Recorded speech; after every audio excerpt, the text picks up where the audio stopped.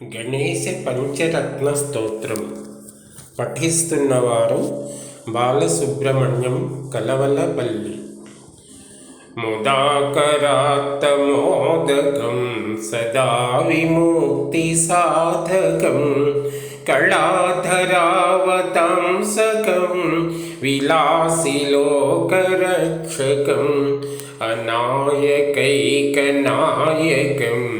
వినాశితే పదైత్యకం నతాశుభాసునాశకం నమామి తం వినాయకం. నతేతరాతి భీకరం నవోదితార్కభాస్వరం నమస్సురారి నిర్జరం నతాధికాపదుద్ధరం సురేశ్వరం నిధీశ్వరం గజేశ్వరం గణేశ్వరం మహేశ్వరం తమాశ్రయే పరాత్పరం నిరంతరం. సమస్తలోకశంకరం నిరస్తదైత్యకుంజరం దరేతరోదరం వరం వరే భవక్త్రమక్షరం కృపాకరం క్షమాకరం ముదాకరం యశస్కరం మనస్కరం నమస్కృతాం నమస్కరోమి భాస్వరం.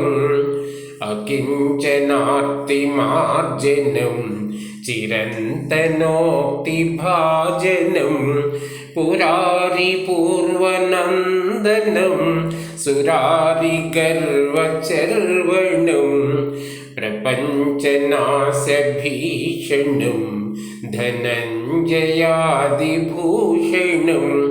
కపోలదానవారణం భజే పురాణవారణం.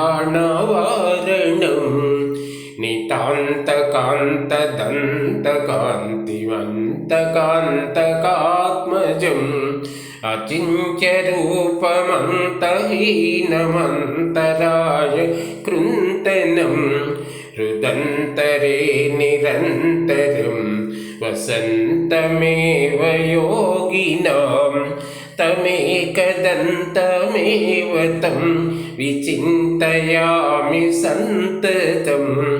మహాగణేశ పంచరత్నమాదరేణ యోన్వహం ప్రజల్పతి ప్రభాతకే హృది స్మరన్ గణేశ్వరం అరోగతాం అదోషతాం సుసాహితీం సుపుత్రతాం సమాహితాయు అష్టభూతిమభ్యుపైతి శోచిరాత్.